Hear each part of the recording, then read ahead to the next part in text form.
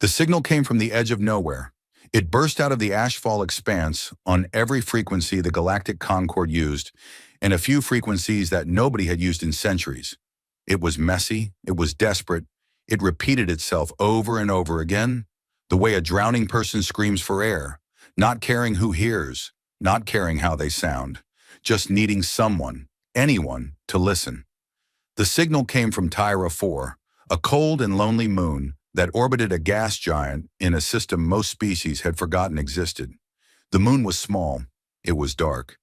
It had deep oceans beneath a crust of ancient ice, and the only reason anyone lived there at all was because of the ruins. The Valith had built a colony on Tyra 411 cycles ago. They were a quiet species, the Valith. They came from a water world far away, a gentle place with slow currents and soft light. Their bodies were thin and delicate, built for floating, not fighting. Their skin glowed with bioluminescence, shifting colors to express emotions the way other species use facial expressions or words. When a Valith was happy, they shimmered blue and gold. When they were afraid, their light dimmed to almost nothing. Right now, every Valith on Tyra 4 was dark. Colony Master Ayalith stood in the command center of the research station and watched the data scrolling across her display. Her hands trembled. Her glow had gone out completely, and the officers around her were the same. 11,000 souls lived on this moon. Researchers, engineers, teachers, families. And in the lower levels of the colony, 3,000 Valith larvae floated in their nursery pools, and too young to know what was happening, too fragile to be moved. The larvae were the problem, or rather the larvae were the reason that Ialith could not simply load everyone onto transports and run. Valith young were born in water. They breathed through gill membranes that could not handle the pressure changes of emergency faster than light travel. A standard FTL jump would kill them all, every single one. To evacuate the larvae safely, they needed specialized biotransport ships with pressure-controlled aquatic chambers, and the nearest such ships were weeks away. They did not have weeks.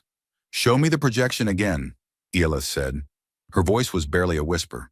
Her chief astronomer, a young male named Rothan, pulled up the sensor data with shaking hands. The holographic display filled the center of the room, and every officer turned to look at it even though they had already seen it a dozen times. The Harrow Swarm. It appeared on the display as a cloud of red dots so dense that it looked like a bloodstain spreading across the stars. Billions of individual signatures, bioships, each one a living organism bred for one purpose: consumption. They moved together like a school of predatory fish, coordinated by hive vessels the size of small moons that pulsed with a cold and alien intelligence. The Harrow Swarm had not been seen in 800 galactic cycles. Most younger species thought they were a myth, a scary story told to frighten children. But the Valith were old enough to remember. Their historical archives held records of what the Harrow did to worlds that stood in their path. They did not conquer. They did not negotiate. They fed. And they stripped planets down to bare rock, consuming everything organic. Plants, animals, people, soil, water, atmosphere. When the Harrow finished with a world, there was nothing left but a dead stone spinning in the dark, and their trajectory put them directly on a collision course with Tyra 4. 6 rotations, Rothan said quietly. Maybe less. Their acceleration is increasing. 6 rotations. 6 days in the common galactic calendar. 6 days before the swarm reached the system and consumed everything in it. Ialith closed her eyes. The light under her skin flickered once, a pale, grief-stricken violet, and then went dark again. "Send the signal," she said. "Send it on everything. Every frequency, every relay, every channel we have access to. Send it to the Concord. Send it to everyone." Rothan hesitated. "Colony Master, the Concorde has protocols for this. They will convene a session. They will debate. They will—" "I know what they will do," Ialith said. "Send it anyway. And Rothan, make it loud." He did. The signal raced outward at the speed of light, amplified by every relay station it touched, bouncing from system to system across the vast web of communication networks that connected the Galactic Concorde's 4,000 member species. It carried the Valith colony's identification codes, its coordinates, its population count, and a simple, raw, unformatted message that needed no translation. Harrow swarm detected. Trajectory confirmed. Impact in 6 rotations. 11,000 civilians. 3,000 larvae. Unable to evacuate. We cannot run. Please help us. The message hit the Concord Senate like a stone dropped into still water. The Senate chamber on Valros Prime was the largest enclosed structure in the known galaxy. It was a cathedral of diplomacy, a vast sphere of tiered seating where representatives of thousands of species sat in atmosphere-controlled pods, each one tailored to their biology. The chamber could hold 50,000 delegates. When the emergency session was called, it filled within the hour. Speaker Tarun, a massive, slow-moving being who resembled a living mountain of gray stone, called the session to order. His voice rumbled through the chamber like distant thunder. The Valith colony on Tyra 4 has issued a distress call. The nature of the threat is confirmed. A Harrow swarm of unprecedented scale is 6 rotations from the system. The colony cannot evacuate its young. They are requesting military intervention. The chamber erupted. Not with offers of help, with fear. The Ril Shari delegate, a creature of flowing silver and sharp angles, spoke first. The Harrow swarm has not been successfully engaged in combat by any known fleet in recorded history. Sending ships to Tyra 4 would be sending them to their destruction. The Ril Shari cannot support this. The Torvan delegate, wrapped in ceremonial robes of deep red, agreed. The Torvan Dominion extends its deepest sympathies to the Valith people. However, our fleets are needed to protect our own systems in the event the swarm changes course. We cannot spare them. One by one they spoke. The Drelkath, the Osseran, the Pahlavi, the Geneth. Species with vast fleets, species with advanced weapons, species that had signed treaties promising mutual defense. And every single one of them said the same thing in different words. We are sorry, but we will not come. Some were honest about their fear. Others hid behind protocol and procedure. A few delegates quietly left the chamber, unable to face what was happening. The Morthani representative gave a long, eloquent speech about the tragedy of the situation that used beautiful language and offered absolutely nothing. In her pod, the Valith ambassador listened to all of it. Her name was Siluri, and she was old. Old enough to remember when the Valith first joined the Concord, full of hope and trust. Old enough to remember every promise that had been made, every treaty signed, every handshake and ceremony and grand declaration of unity and mutual protection. She sat very still as species after species explained why they could not help, and her bioluminescence cycled through colors that her aides had never seen before. Deep purples, burning reds, and a strange, terrible black that pulsed at the edges of her skin like bruises forming in real time. When the last delegate finished speaking, Siluri stood. She walked to the central podium. She moved slowly because she was old and because her body was not built for the heavy gravity of the Senate chamber. It took her a long time to reach the podium, and the entire chamber watched in silence as she walked. When she reached the podium, she placed her thin hands on its surface. She looked out at the thousands of faces watching her, and then her light went out. Not dimmed, not flickered. It went completely dark, every trace of bioluminescence extinguished. And in Valith culture, this was the most devastating expression possible. It was the light of grief so deep that the body could no longer express it. It was the death of hope. And then she wept. Valith did not cry with tears. They wept with light. The bioluminescence returned, but wrong. Flickering, fractured, broken patterns that strobed and shattered across her skin like a signal from a dying star. It was ugly. It was raw. It was the most naked display of pain that most delegates had ever witnessed. My people are going to die, Siluri said. Her voice cracked. Our children are going to die, and you are all going to sit here and watch. She did not say anything else. She stood there weeping light, and the Senate chamber was so quiet that you could hear the atmospheric processors humming in the walls. In the upper gallery, far above the Senate floor, where the human delegation watched, there were 4 of them. They sat in a small observation pod that most species forgot existed, because humanity was still relatively new to the Concord. Barely 40 cycles since first contact. and they had not yet earned the political weight that came with centuries of membership. They were tolerated, respected from a distance, and quietly feared. Ambassador Kira Ose sat in the center of the pod. She was a tall woman with dark skin and close-cropped silver hair, and she wore a simple black suit that looked deliberately unremarkable in a chamber full of ceremonial costumes. She had been watching the session with a still, unreadable expression. Her hands were folded in her lap. She had not moved in over an hour. Beside her, her aide, a young man named David Chen, leaned over and whispered, "They're not going to do anything, are they?" Kira did not answer immediately. She watched Siluri standing alone at the podium, her broken light flickering across the faces of 4,000 species who had chosen to look away. Kira's jaw tightened. Something shifted behind her eyes. Something hard and old and very, very human. "No," Kira said quietly. "They're not." She stood up. She did not make a speech. She did not address the Senate.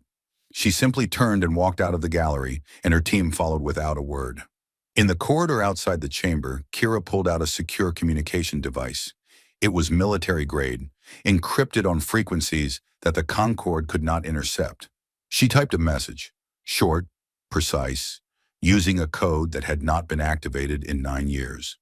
Black Wake, Tyra 4, 6 rotations. Civilians in the path. She sent it. The message traveled through a chain of relay stations that humanity had quietly placed throughout the galaxy over the past 4 decades. It bounced from relay to relay, each one hidden inside asteroids and dead moons, until it reached a communications array orbiting Earth's moon. From there, it went to one person. Admiral Renko Vasquez sat in the command center of Orbital Station Prometheus, Earth's primary military coordination hub. It was a massive facility that hung in geosynchronous orbit above the Pacific Ocean, and from its observation deck, you could see the blue curve of the planet below, wrapped in white clouds. Vasquez was 57 years old, built like a piece of industrial machinery, and Owen had a face that looked like it had been carved from rough stone by someone who did not believe in gentle curves. He was drinking coffee when the message arrived. He set the cup down, read it twice, and was quiet for exactly 4 seconds. Then he turned to his aide, Commander Torres, and said 5 words. "Wake the 2nd and 7th. Torres did not ask questions. She did not ask for clarification or confirmation. She had served under Vasquez for 12 years, and she knew that tone of voice. It was the tone that meant people were in trouble, and there was no time for talking. She picked up a secure line and began making calls. Within 30 minutes, alarms were sounding across 6 military installations on 3 continents and 4 orbital stations. Crews scrambled, engines ignited. Supply chains activated with a speed that would have seemed impossible to any species that did not understand what humanity was capable of when someone needed help. The Second Fleet was stationed in the Kepler sector, 72 light-years from Earth. 140 warships. Battle cruisers, destroyers, carriers, support vessels, and marine transports. Its commanding officer, Vice Admiral Hanna Morozov, received her orders while running on a treadmill. She read them, stepped off the treadmill, and was on her bridge in 11 minutes. The 7th Fleet was smaller but faster, a rapid response force designed to hit hard and arrive without warning. 60 ships, all of them armed to the teeth. Its commander, Rear Admiral James Okafor, received his orders while eating dinner with his family. He kissed his daughter on the forehead, told his husband he would be home soon, and was in orbit within the hour. Across the galaxy, hyperspace corridors that had been dormant for years suddenly blazed with energy. Transit signatures lit up on sensor arrays from one end of conquered space to the other. The signatures were massive, they were moving fast, and they were all heading in the same direction. On Valros Prime, the Concorde's long-range sensor operators noticed first. One of them, a Drocath analyst with 6 eyes and a talent for pattern recognition, stared at the data streaming across her console and felt something she had never felt before in her professional career. "Sir," she said to her supervisor. Her voice was strange. "Sir, I'm reading massive hyperspace transit signatures, multiple fleet-scale formations. They're converging on a single vector." "Which vector?" "Tyra 4. Her supervisor leaned over her shoulder and looked at the data. His face changed. He reached for a communication panel and opened a channel to the Senate floor. Attention, Senate Chamber. This is Central Sensor Command. We are detecting large-scale military fleet movements heading toward the Tyra 4 system. The transit signatures match known profiles. A pause. A long electric pause that seemed to stretch across the entire galaxy. The signatures are human. The Senate chamber, which had been buzzing with low conversation and quiet shame, went absolutely silent. 4,000 species, 50,000 delegates, all staring at nothing, trying to process what they had just heard. At the central podium, Saluri lifted her head. Her broken light steadied, just slightly, on into something fragile and disbelieving. In the Concord's intelligence division, senior analysts scrambled to verify the data. They pulled up everything they had on human military capabilities, which was not as much as they wanted because humans were frustratingly private about their fleets. What they found made several of them sit down very suddenly. 200 ships, one analyst murmured. They've mobilized 200 ships in less than a day. That's not possible, his colleague said. No species can mobilize that fast. Humans can. Another analyst, older and quieter than the rest, looked at the trajectory data and performed a calculation that no one had asked him to do. He calculated the fleet's arrival time at Tyra 4, compared it to the swarm's arrival time, and stared at the result. Wayna, they'll arrive with 2 rotations to spare, he said to no one in particular. They're going to beat the swarm there. A young sensor technician at the back of the room whispered something that would later become one of the most quoted phrases in galactic history. She did not know anyone was listening. She was not trying to be profound. She was simply staring at her screen, watching 200 warships burn across the galaxy toward a moon full of strangers, and the words fell out of her mouth before she could stop them. The Deathworlders are coming. The Senate heard it. The news networks heard it. Within hours, the entire galaxy heard it. On Tyra 4, Eolith received a notification that human fleets were inbound. She read it 3 times. Then she walked to the nursery levels, where 3,000 larvae floated in warm, dark pools, and their tiny bodies pulsing with faint, innocent light. She stood at the edge of the nearest pool and watched them drift, and for the first time since the swarm had been detected, she allowed herself to glow. It was small, it was fragile, but it was there. Someone was coming. Across the galaxy, in Senate chambers and military posts, in civilian homes on 1,000 worlds, beings of every shape and size turned to each other and asked the same question. Why? Why would the Deathworlders, the most feared species in the galaxy, the creatures from a world so hostile that it should have killed them 1,000 times over? Why would they send their fleets to die for a species they barely knew? What did they gain? What was the strategy? What was the angle? They did not understand. They would not understand for a long time. But on the bridge of the UNSC Thermopylae, flagship of the Second Fleet, as the stars stretched into white lines and the ship plunged into hyperspace, Admiral Renko Vasquez stood with his hands clasped behind his back and looked at the star chart showing their destination. The blue dot of Tyra 4 pulsed gently on the display. He thought about 11,000 people who were afraid. He thought about 3,000 children who could not run. He thought about an old woman weeping light on a Senate floor while the galaxy watched and did nothing. And he said quietly to the empty bridge, "Not on my watch." The fleet burned onward. The galaxy held its breath. And on a small, cold moon at the edge of nowhere, 11,000 souls waited in the dark, hoping that the signal they had sent into the void would not be ignored. It wasn't. At the UNSC Thermopylae was not a beautiful ship. No one who looked at it would call it elegant or graceful. It was a battle cruiser in the truest sense of the word. 2 kilometers of armored hull, layered weapons platforms, and engines powerful enough to push a small moon out of orbit. It looked like it had been built by people who expected to be hit very hard and wanted to make sure they could hit back harder, which was exactly what had happened. Admiral Renko Vasquez stood on the bridge and watched hyperspace stream past the forward viewports. The light of compressed space-time turned everything a pale electric blue. It was beautiful in a way that most humans found unsettling, like staring into the eye of a hurricane and recognizing that the calm was temporary. The bridge crew worked around him in controlled silence. E-30 officers at their stations, running calculations, monitoring fleet formation, checking weapon systems. Nobody spoke unless they had something worth saying. This was the Second Fleet, and the Second Fleet did not waste words. "Admiral," Commander Torres said from her station, "fleet formation confirmed. All 140 ships are in hyperspace corridor alignment. The Seventh Fleet reports they will be 32 hours behind us. Rear Admiral Okafor says, and I'm quoting directly, 'Try to leave some for us.'" Vasquez allowed himself the ghost of a smile. "Tell James he can have whatever's left.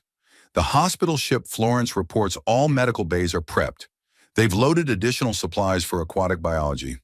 Apparently the medical staff has been studying Valith physiology since we departed. No, they say they're ready." They studied an alien species biology in 9 hours? "The chief medical officer hasn't slept, sir. Neither has most of her staff." Vasquez nodded. That sounded about right. He turned from the viewport and walked to the central command table. A large holographic display that showed the fleet's current position, their destination, and, in angry red, the projected path of the Harrow swarm. The two trajectories converged at Tyra 4, like the paths of two bullets aimed at the same target. "Time to arrival?" Vasquez asked. 18 hours, sir. We will arrive approximately 2 rotations before the swarm." "Good. That gives us time to set up. Send a message to all captains. I want a full briefing in 6 hours. And Torres?" "Sir?" "Find out everything we know about the Harrow swarm. Everything. I want their composition, their attack patterns, their biology, their weaknesses. If someone wrote a paper about them 300 years ago, I want it on my desk." Torres nodded and began working. Vasquez stood at the command table and looked at the small blue dot that was Tyra 4, and he thought about the 11,000 people waiting there. Across the galaxy, in places far from the Thermopylae Bridge, other people were thinking about other things. In the Concord's intelligence headquarters on Velros Prime, senior analyst Kareth of the Drellcath species sat at her console and tried to understand what she was looking at. Kareth had 6 eyes, each one capable of perceiving a different spectrum of light, and she used all of them now as she processed the data flowing across her screens.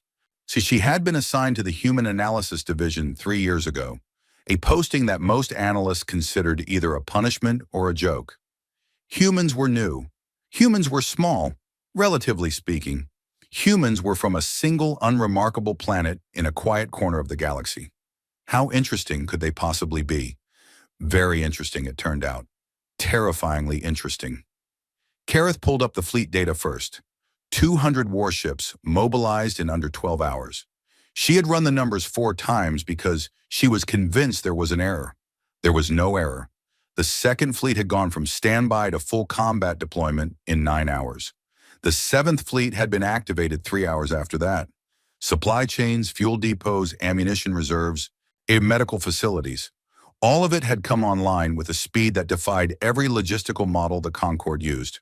For comparison, Kareth pulled up the mobilization times of other Concorde species. The Rilshari, who had one of the most advanced militaries in known space, needed 42 standard rotations to fully mobilize a comparable fleet. The Torvan needed 60. The fastest species in the Concorde, the Geneth, could do it in 20. Humans did it in less than 1. How? Kareth muttered to herself. She had been asking this question a lot lately.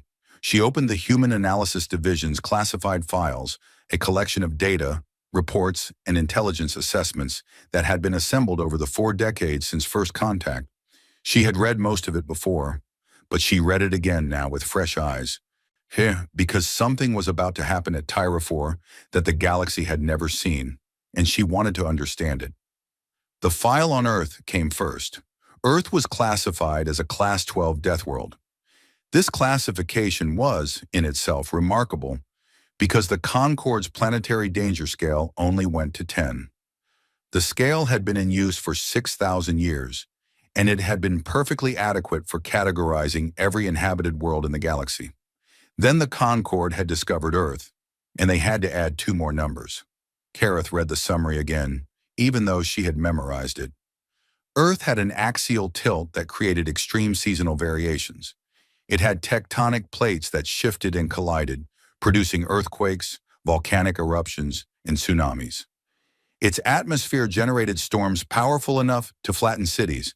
However, it was home to approximately 8 million species of plants and animals, a staggering number, and roughly 80% of them were either venomous, poisonous, predatory, parasitic, or some combination of all four. The planet's dominant predators included creatures that weighed several tons and could bite through bone. Its oceans contained animals that hunted with electrical fields, dissolved prey with acid, or simply swallowed other animals whole. Even its plants were dangerous. Some produced toxins, some had thorns that could pierce body armor.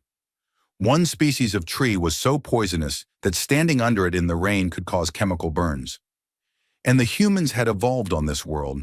They had not merely survived it, they had conquered it. They had risen to the top of a food chain that was more like a food war, and they had done it without claws, without venom, without natural armor, without any of the biological weapons that other species relied on.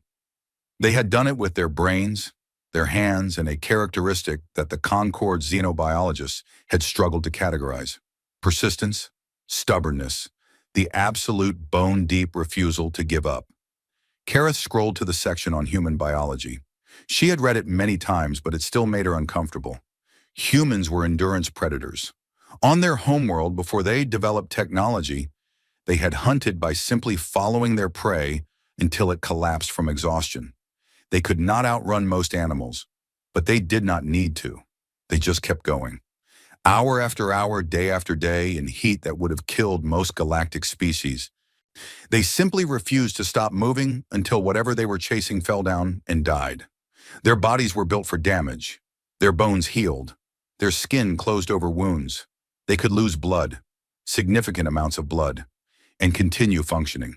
Their immune systems attacked foreign organisms with a ferocity that xenobiologists described as excessive and unnecessary. They could survive temperature ranges that would kill a Valith in minutes. They could go without water for days. They could go without sleep for days, though this made them increasingly unstable, which was somehow even more frightening. And then there was the adrenaline response. When a human perceived danger, their body flooded with chemicals that increased their heart rate, dilated their pupils, suppressed pain, enhanced reaction speed, and redirected blood flow to major muscle groups.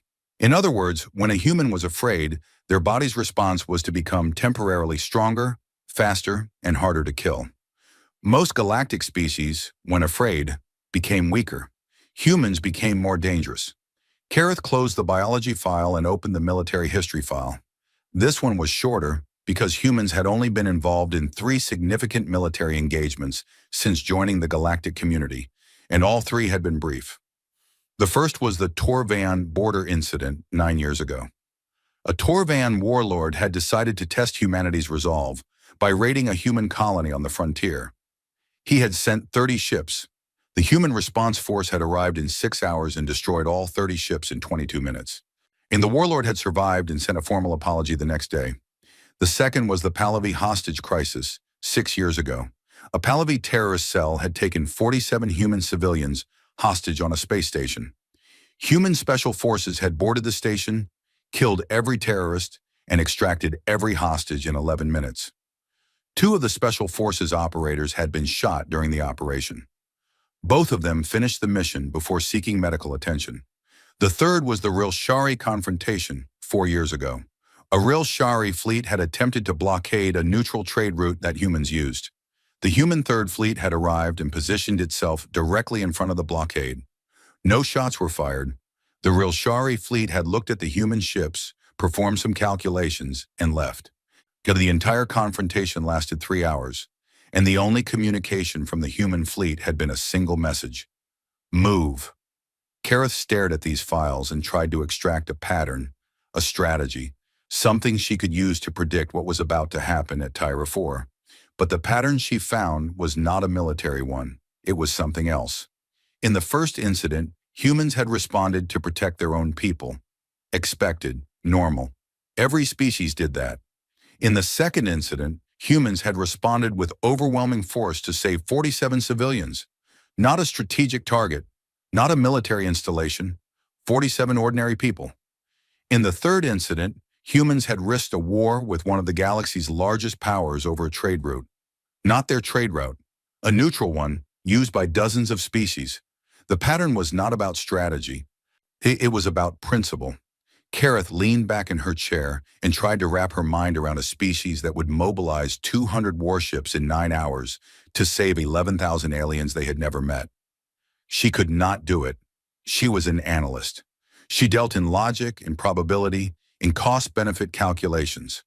And by every calculation she could perform, what the humans were doing made no sense. She wrote a single line in her report: human motivations remain outside predictive models. Aboard the Thermopylae, Admiral Vasquez held his briefing. The captains of the Second Fleet appeared as holographic projections around the conference table. 140 faces, each one commanding a warship, each one ready for what was coming. They were a diverse group, young captains and old ones, the veterans of all 3 prior engagements and officers who had never fired a weapon in anger. Men, women, and a few who identified as neither. They came from every continent on Earth and a dozen colony worlds. They were different in almost every way, but they all had the same look in their eyes. Vasquez did not waste time. He pulled up the tactical display showing the Harrow Swarm and laid out the situation in plain terms. The swarm was massive. Billions of individual bioships, dozens of capital-class hive vessels. The swarm had never been defeated in combat. No known fleet had even slowed it down. The Concord had classified it as an extinction-class hazard, which meant that the official recommendation was to evacuate and run. The Valeth can't run, Vasquez said. Their young can't survive FTL transit, so they stay. And if they stay, Army, we stay? He looked around the table. I'm not going to lie to you, this is the hardest fight any of us have ever faced.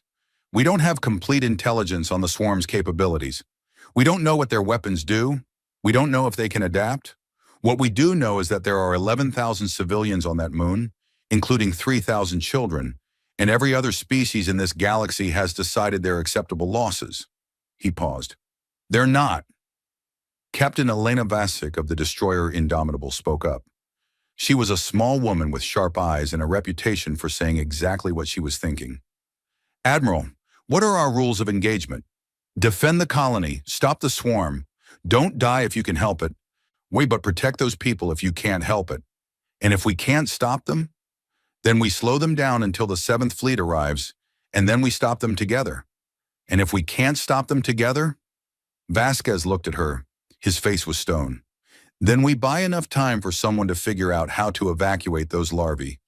But Captain Vasek, I have been in this Navy for 35 years, and I have never once seen a human fleet fail to protect the people it came to protect. I do not intend to start today. The room was silent.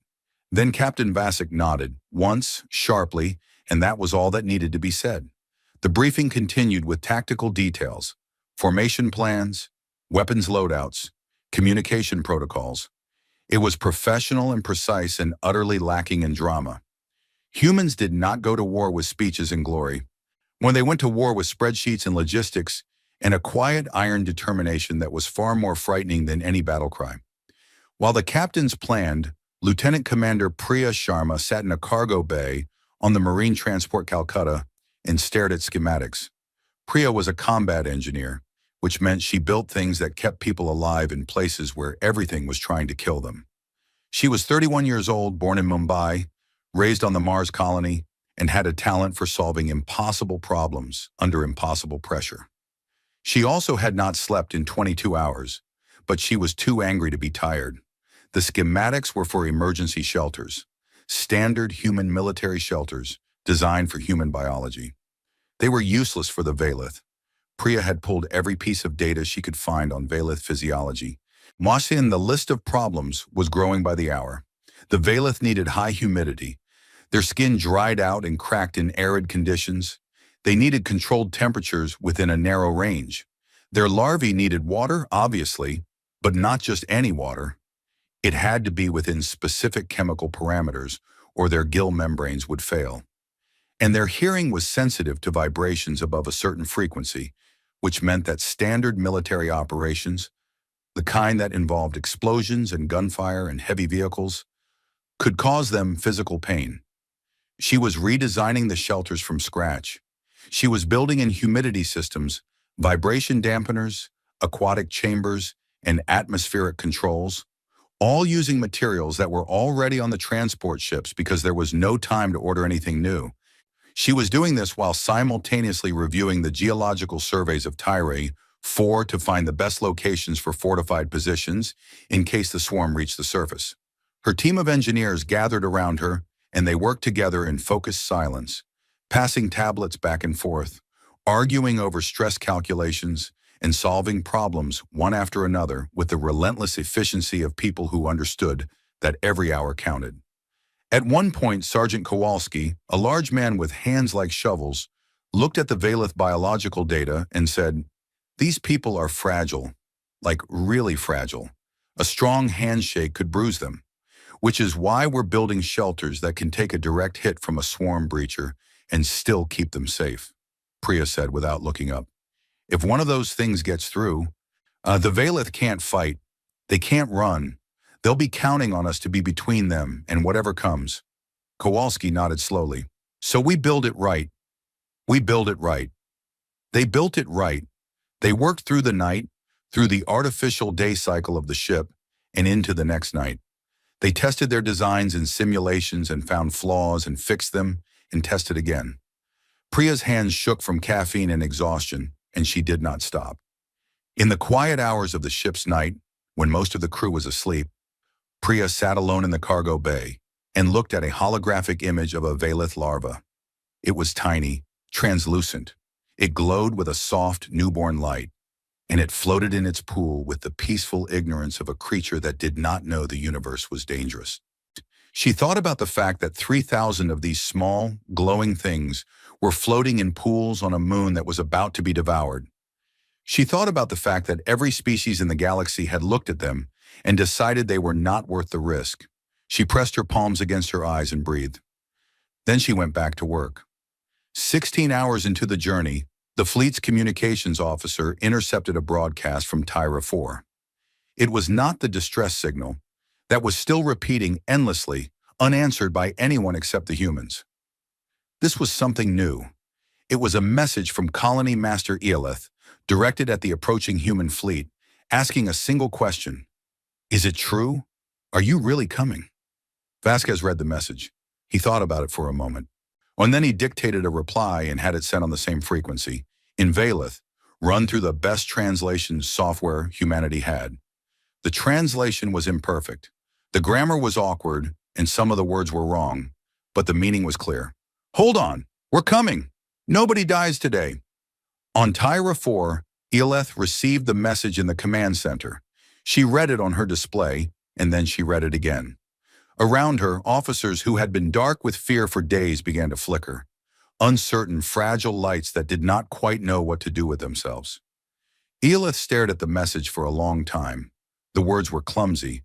The translation was clearly done by someone who did not speak Valeth. But there was something in them. A bluntness, a simplicity, and a raw and unpolished sincerity that no amount of elegant language could have matched. "Nobody dies today." She did not know who these humans were. She had read about them, of course. Every species had. The Deathworlders, the heavy-gravity predators from the impossible planet, the species that the galaxy whispered about in equal parts admiration and terror. But she had never spoken to one.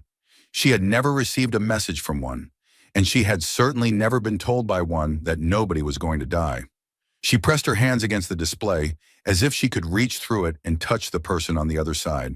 Her bioluminescence surged, a sudden, overwhelming wave of color that filled the entire command center with light. It was a color that her species rarely produced, a deep, warm amber that had no exact translation in any other language. The officers around her stared. They had seen every shade of Valeth emotion, but this one was unfamiliar. It was not quite gratitude. It was not quite hope. It was something new, something that sat between the two and could not be named because the Valeth had never needed a word for the feeling of being rescued by strangers. Later, much later, after everything that happened at Tyra 4, the Valith would create a word for it. They would call it Vashran, and they would define it as the light of those who came. It would become one of the most important words in their language. But that was later. Right now, Ioleth simply stood in the command center of her small colony on a small moon at the edge of nowhere, and she glowed, and for the first time in days. So the darkness felt a little less absolute. 2 rotations remained. The fleet was coming, the swarm was coming, and the galaxy, watching from a safe distance, held its breath and waited to see what would happen when an unstoppable force met a species that had never learned how to stop. The sky above Tyra 4 changed on the morning of the 4th rotation. Ioleth was standing at the observation dome of the colony's upper level when it happened. She had been watching the stars, the same stars she had watched every night since the signal went out, searching for something she was not sure she believed in. The stars had been cold and empty and indifferent, the way stars always were. And she had started to wonder if the human message had been a lie. Not a cruel lie, maybe a kind one. The kind of lie you told to people who were going to die, so they would not be afraid at the end. Then the sky cracked open. That was what it looked like. A line of white light split the darkness from one horizon to the other, and then another, and another, and the lines multiplied and branched and spread until the entire sky above the colony was filled with streaks of burning light. Each streak was a ship dropping out of hyperspace, decelerating from faster than light to normal space, in a controlled burst of energy that lit up the void like a second sunrise. 140 ships. They came out of hyperspace in formation, not scattered, not disorganized, not the ragged arrival of a fleet that had been hastily assembled. They came out in precise geometric patterns. Carriers in the center, destroyers fanning outward, these battle cruisers forming a wall between the moon and the direction the swarm would come from. It was choreographed. It was deliberate. It was the arrival of a military force that had spent the journey preparing for exactly this moment. The Thermopylae came out last, directly above the colony, and it was enormous. From the surface of Tyra 4, it blotted out a patch of stars the size of Ioleth's fist held at arm's length. Its hull was dark gray and scarred. Old damage from old battles that had been repaired but not polished, because humans did not waste time on appearances when function was what mattered. Ioleth stood at the observation dome with her hands pressed flat against the transparent surface and watched the ships fill her sky. Around her, Valith colonists gathered, drawn by the light, drawn by the noise of the colony's communication systems suddenly flooding with human transmissions, drawn by the simple, overwhelming fact that someone had actually come. They glowed, all of them. Not the dim, frightened flickers of the past days, but real, bright, full-spectrum bioluminescence that turned the observation dome into a cathedral of living light. Some of them shimmered with blues and golds that meant hope. Some pulsed with deep purple that meant awe. And many of them burned with that new color, that warm amber that Ioleth had felt in the command center, the color that did not have a name yet. A young Valith child, barely old enough to walk on land, pressed herself against her mother's leg and pointed at the sky with one thin arm. "What are those?" she asked. Her mother looked up at the fleet. Her light was steady and warm. "Those are humans," she said. "Are they scary?" "Yes," her mother said honestly, "but they are kind of scary." In orbit, Admiral Vasquez surveyed the system from the bridge of the Thermopylae. The tactical display showed Tyra 4 below, a small icy moon with a thin atmosphere and a cluster of colony structures on its surface. The gas giant it orbited, a massive swirl of orange and brown, dominated the background. The system's star was distant and dim. It was a cold, lonely place, and on the far edge of the system, at the limit of long-range sensors, a red stain was spreading across the display. The Harrow Swarm. Still 2 rotations out, but close enough now to register on sensors as individual contacts rather than a single mass. The numbers were staggering. The computer counted contacts and stopped counting at 8 billion because the number became meaningless at that scale. It was not an army, it was a natural disaster, a living storm of hunger and consumption that had been drifting through the galaxy for millennia, and it was heading straight for them. Vasquez studied the display for a long time. He noted the swarm's formation, its speed, the distribution of its hive vessels. He noted the way the smaller bioships clustered around the hive vessels like cells around a nucleus. He noted the gaps, places where the swarm's density was thinner, possible weak points, possible entry corridors for attack runs. He had read every report the Concord had on the Harrow swarm. They were old reports, centuries or millennia out of date, and most of them ended the same way. Total loss. Fleet destroyed. Hidden planet consumed. No survivors. The reports read like obituaries. Vasquez did not intend to write another one. Deploy the phalanx, he ordered. The phalanx was humanity's primary defensive doctrine for large-scale engagements. It was named after an ancient formation used by warriors on Earth thousands of years ago. A wall of shields and spears, each soldier protecting the soldier next to them, creating a barrier that was stronger than any individual could be alone. The modern version was the same idea, scaled up to the size of a star system.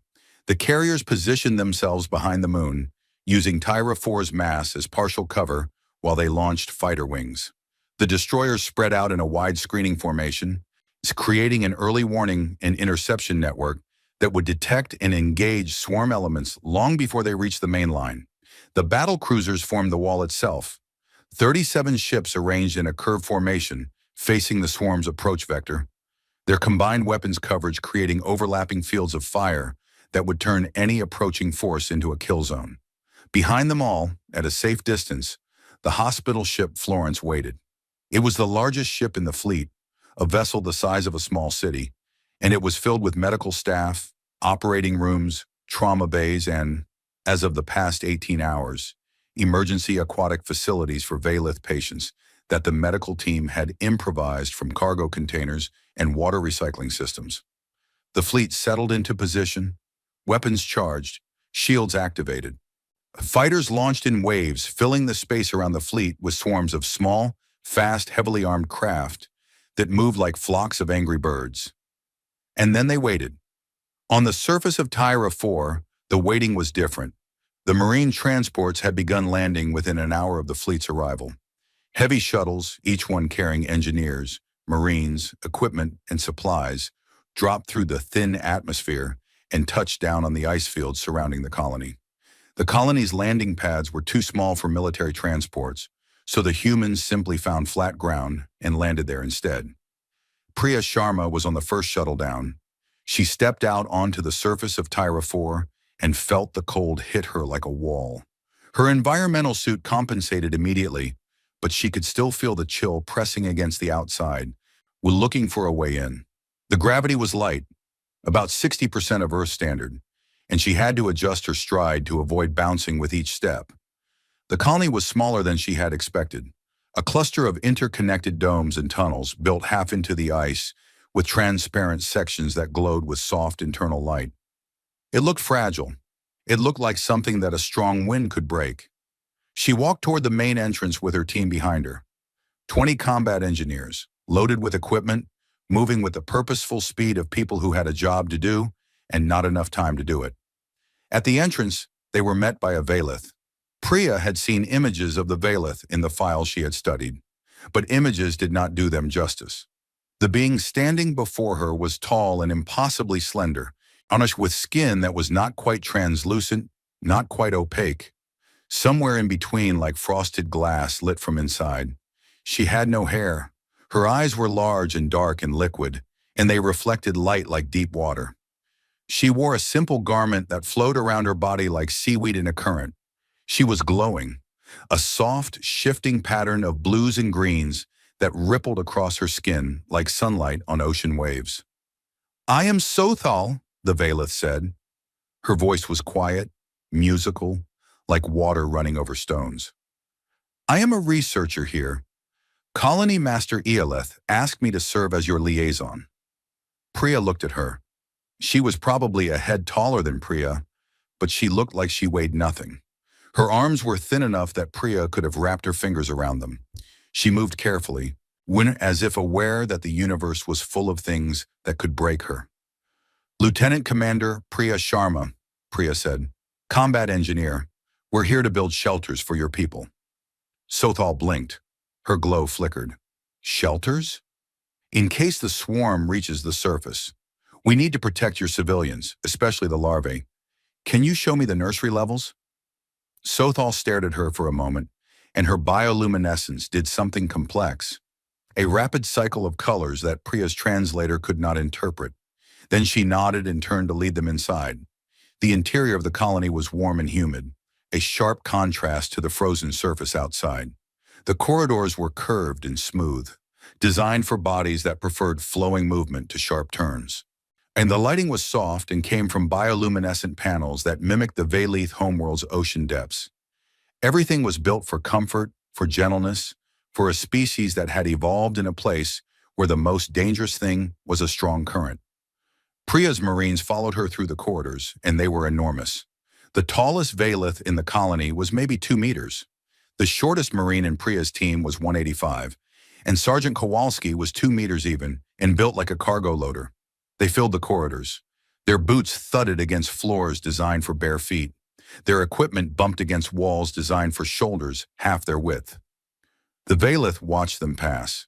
Colonists stopped in doorways and pressed against walls, staring with huge dark eyes at these creatures from a world that should have been impossible. Some of them dimmed with instinctive fear. These were predators. Their bodies shouted predator. Everything about them screamed danger. But others glowed with that uncertain amber, because these predators had come to help. Sothal led them to the nursery levels. They descended through the colony into the deeper sections, where the temperature rose and the humidity thickened, until it felt like walking through warm fog. The nursery was the heart of the colony, a series of large chambers filled with shallow pools of carefully maintained water, each one glowing with the soft bioluminescence of hundreds of Valeth larvae. Priya stepped to the edge of the nearest pool and looked down. The larvae were small, maybe 15 centimeters long, with translucent bodies and tiny flickering lights that pulsed in slow, dreamy patterns. They drifted in the warm water with no awareness of what was happening above them, turning slowly, bumping gently against each other, alive and innocent and terribly vulnerable. There were hundreds of them in this pool alone, and there were dozens of pools, 3,000 larvae, 3,000 children who could not be moved, could not be evacuated, could not fight, could not run. 3,000 reasons why the fleet above had crossed the galaxy. Priya was quiet for a long time. Then she turned to her team. We fortify this level first. I want blast-rated walls on every access corridor, vibration dampeners on the ceiling and floor. Check the frequency tolerances, Kowalski. Their young can't handle anything above 400 hertz. The pools need independent temperature and chemical regulation in case the main systems fail. And I want emergency air seals on every room. If the upper colony is breached, the nursery stays intact. Is that clear? It was clear. The engineers went to work. They worked through the day and into the night. They hauled materials from the shuttles, cut and welded and bolted and sealed, building walls within walls, shelters within shelters. They were not gentle workers. They were loud and they moved fast and the ground shook under their boots. But they were careful. They were so careful. They checked and rechecked their vibration levels. They tested the humidity systems over and over. They handled Valeth infrastructure with the kind of attention that seemed at odds with their size and strength. At one point, a section of the nursery wall needed reinforcement, and the only way to reach it was to work directly above one of the larval pools. Sergeant Kowalski, the largest person on the team, suspended himself from a ceiling beam with his legs and welded a blast plate into position while hanging upside down, because it was the only angle that would not disturb the pool below. Sothal watched this with an expression that her bioluminescence could not quite translate. A human twice her mass, hanging from a ceiling, welding armor plating to protect children that were not his own. She did not have a framework for this. Nothing in her experience, nothing in her species' history explained what she was seeing. She followed Priya everywhere. She helped where she could, translating between the engineers and the colony staff, explaining Valeth needs, and answering questions. She watched Priya work with a focus that bordered on obsession, solving problem after problem, refusing to rest, refusing to slow down. During a brief pause, while Priya drank water and reviewed the next phase of construction, Sothal sat beside her and asked the question that had been building in her since the humans arrived. "Why did you come?" Priya looked at her. What do you mean? The Concorde refused. Every species refused. They said the risk was too great, the Harrow too dangerous. They were not wrong. The Harrow has never been defeated. The logical response is to protect yourself. The strategic response is to sacrifice the few to save the many. Every analysis supports this conclusion.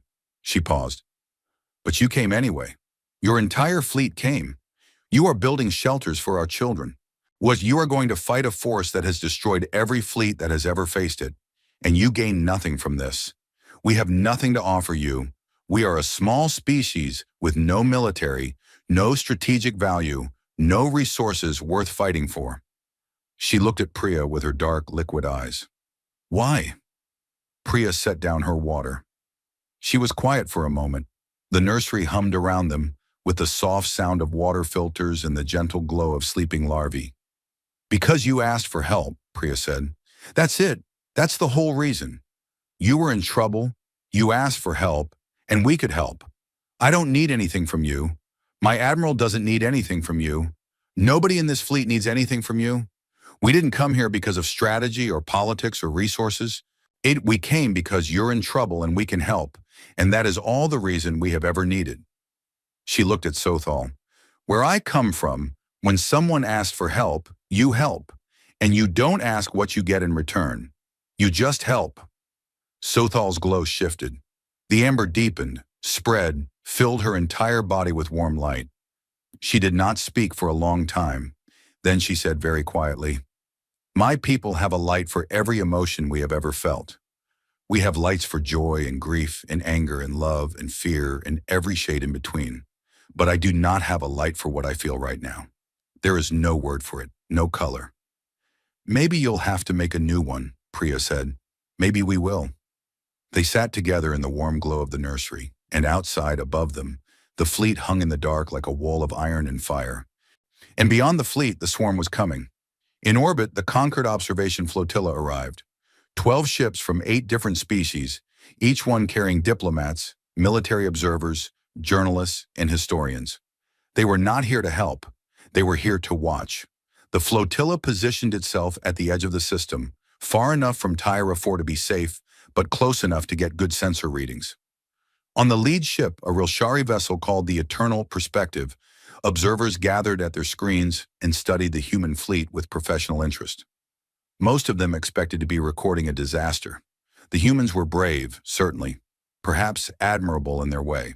But bravery did not win against the Harrow Swarm. Nothing won against the Harrow Swarm. That was the whole point. The observers had prepared analyses, eulogies, and editorial pieces about the tragedy of humanity's noble but doomed effort. A few of them, however, were less certain. A Drelkath observer named Kareth, the same analyst who had been studying the human files, sat at her station and watched the fleet's deployment with all 6 of her eyes focused on different data streams. She was tracking their formation, their weapon signatures, their communication patterns. They're not panicking, she said to her supervisor. Why would they panic? They haven't seen the swarm yet. They have. Their sensors are better than ours. They've been tracking the swarm since they arrived. They know exactly how big it is. She pointed at her screen. Look at their formation. It's defensive but aggressive. They're not setting up to retreat. They're setting up to fight. All of them. In every ship is positioned to engage. Her supervisor looked at the data. They know they're outnumbered by a factor of millions. Yes. And they're staying. Yes. Her supervisor was quiet for a moment. Then he said, record everything. Whatever happens here, the Concorde needs to see it. On the surface of Tyra 4, the shelters were nearly complete. Priya and her team had worked for 30 straight hours, and the nursery level was now a fortress within a colony. Blast walls, environmental controls, emergency systems, independent power supplies. It was not pretty. The military-grade materials clashed with the soft, organic architecture of the Valith colony like a scar on silk. But it was strong. It would hold. The upper levels had been fortified too. Marine positions were established at every entrance, every corridor junction, at every vulnerable point. Heavy weapons emplacements covered the approaches from the landing fields. The Marines themselves were dug in and ready, armored figures standing at attention in corridors built for people half their size. Priya stood at the entrance to the nursery level and ran a final check on the blast doors. They were solid. She had tested them herself. She turned to Sothal, who had not left her side the entire time. "When the fighting starts," Priya said, "you stay in the nursery with your people. These doors will hold. The walls will hold. No matter what you hear up here, you stay down there. Do you understand?" Sothal's glow dimmed slightly. "And you? Where will you be?" "Up here, between the swarm and those doors. That is dangerous. That's the point." Sothal looked at her for a long time. Her light cycled through colors, fear and gratitude and something deeper that had no name. Then she reached out and touched Priya's hand. Her fingers were cool and thin and very gentle, and they left a faint trace of bioluminescence on Priya's skin, like a fingerprint made of light. "Come back," Sothal said. "When it is over, come back." Priya looked at the trace of light on her hand. She closed her fingers around it. "I'll come back." In orbit, the sensors screamed. The Harrow swarm entered the system. On the bridge of the Thermopylae, every display turned red. The swarm's leading edge was visible on long-range cameras now, not as individual ships, but as a shadow, a darkness that blotted out the stars behind it, spreading across the sky like ink dropped in water. It was so vast that the cameras could not capture its full extent. The edges trailed off into nothing, and the center was so dense that it registered on sensors as a solid object.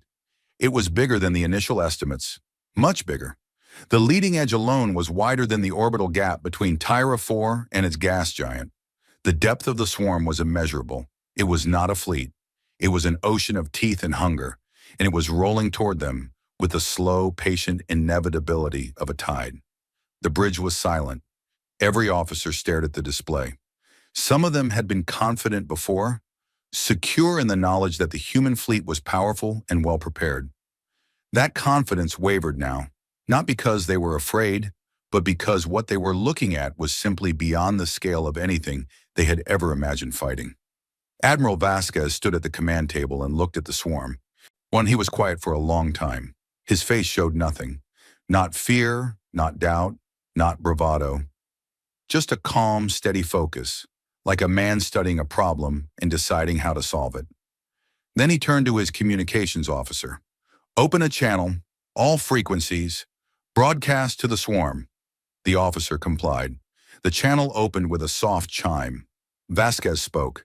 His voice was flat, unhurried, the voice of a man who had made his decision a long time ago and was simply informing the universe of what that decision was.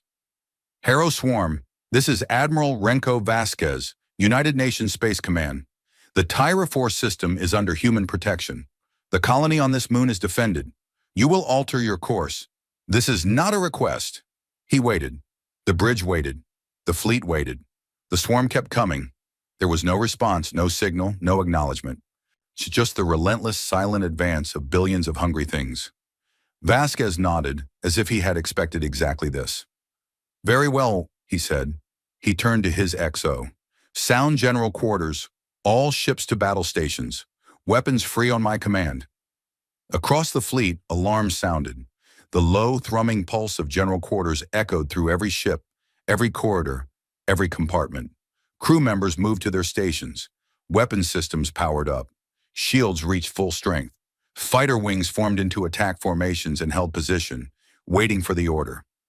On the surface of Tyra 4, Priya heard the alert through her communication system. She looked up at the sky through the colony's observation dome and saw the fleet above, their running lights blazing in the dark. Their weapon signatures visible as faint halos of energy around each ship. And beyond the fleet, at the edge of the sky, she saw the darkness growing. She turned away from the dome and walked to her position at the nursery entrance. Behind the blast doors, she could hear the soft sounds of the colony. Valith voices, the gentle splash of the nursery pools, the faint glow of 3,000 larvae who did not know what was coming. She checked her weapons. She checked her armor. She checked the blast doors one more time. Then she stood and she waited. On the bridge of the Thermopylae, Vasquez looked at the approaching swarm. It filled the entire forward display now, a wall of darkness that seemed to eat the light itself. His XO, Commander Torres, stood beside him, her face pale but her hands steady. "Admiral," she said quietly, "Eeyore, that is a lot of bugs." Vasquez looked at the display. He looked at it for a long moment, and then the corner of his mouth twitched. Not quite a smile, but close. "Good," he said. "I'd hate to have come all this way for nothing." He straightened his uniform. He placed his hands behind his back. He looked out at the darkness. "All ships, this is the Admiral. The swarm is here. You know why we're here. You know what's behind us. Hold the line." He paused. "Hold the line."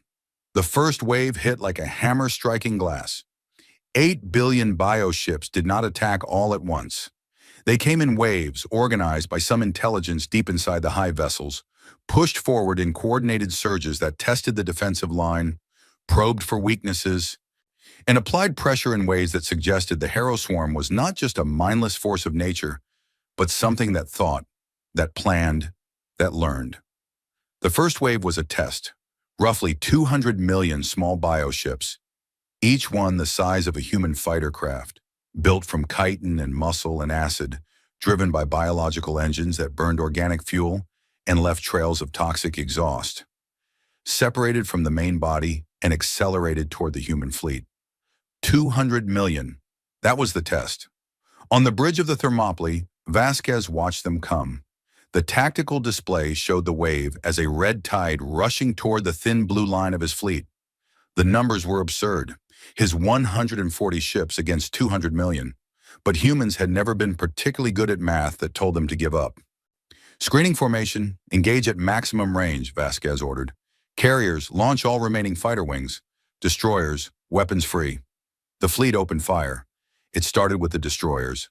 40 ships spread across the screening formation, each one loaded with point defense batteries and medium-range weapon systems that humanity had spent centuries perfecting.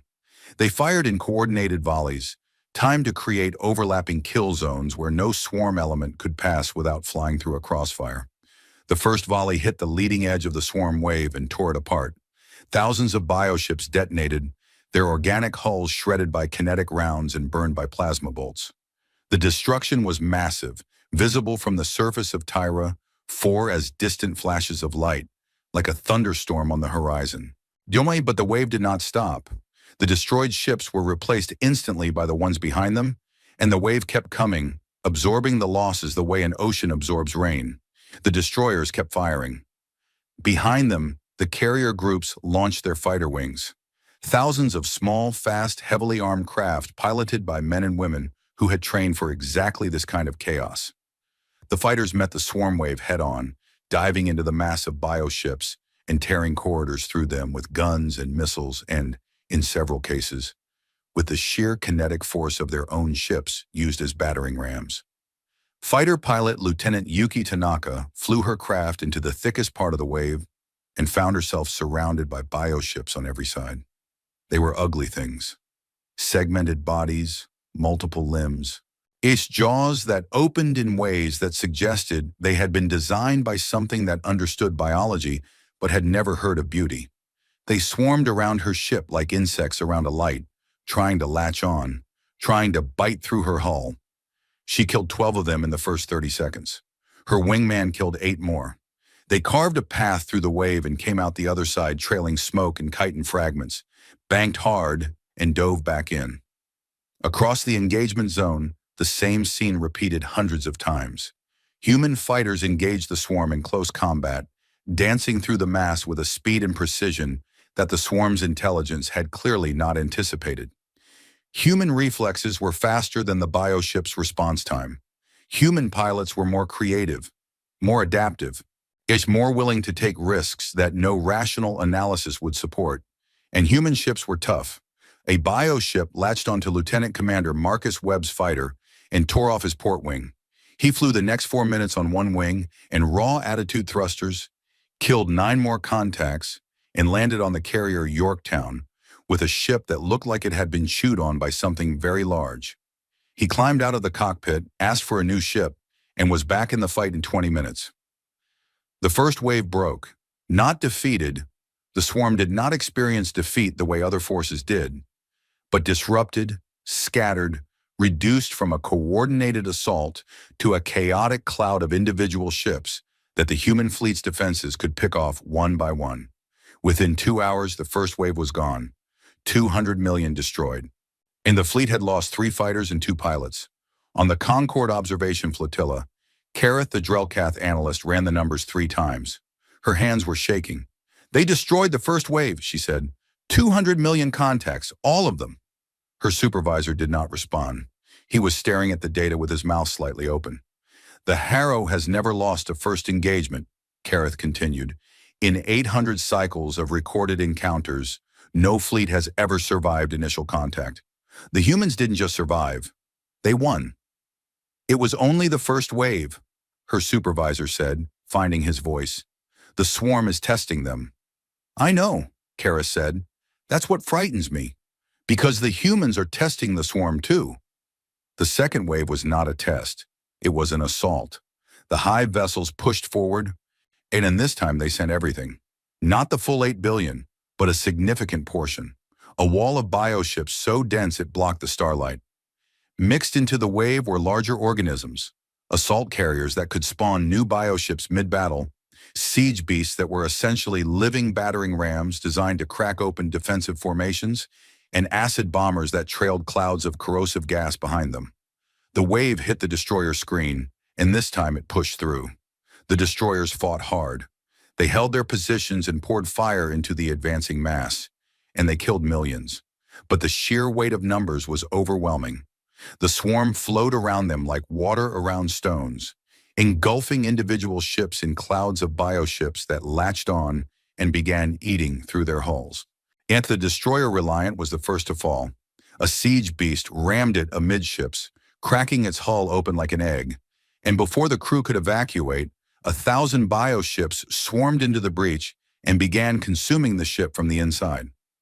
Captain Park ordered the reactor to be shut down to prevent a core breach, but it was too late. The Reliant broke apart in a cloud of debris and organic matter, and the swarm consumed the pieces. But the Reliant's crew did not die quietly. As the ship came apart around them, the surviving crew members fought. They fought with rifles and sidearms, and when those ran out, with tools and fists and whatever they could grab.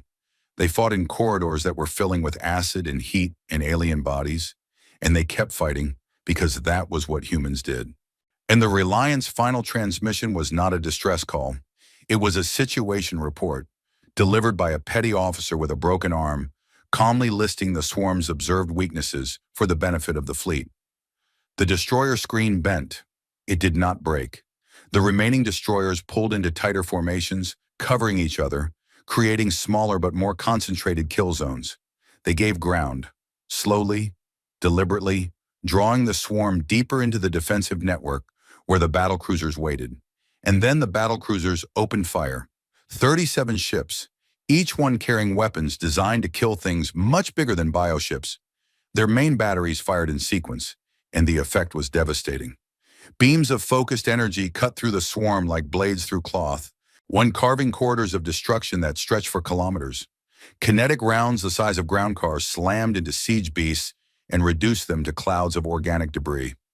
Missile salvos detonated inside the swarm's dense formations, and each explosion killed thousands. The battlecruiser wall held. The swarm crashed against it and was broken, reformed and crashed again, was broken again. The space between the fleets became a graveyard of shattered bioships and burning debris, a killing field that grew wider and deeper with every minute. But the swarm had numbers that defied comprehension, and it learned. On the third surge, the hive vessels changed tactics.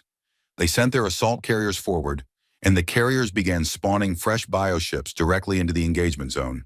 For every 1,000 destroyed, 500 were born. So the math shifted. The kill rate was no longer enough. The swarm found the gaps. It happened on the left flank first.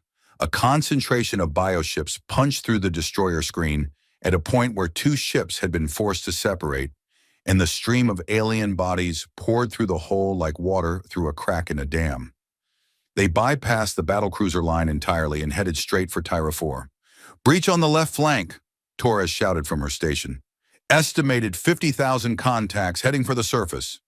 Close the gap, Vasquez ordered. Redirect Destroyer Group 4. Carrier Midway. Launch interceptors to second breach, right flank.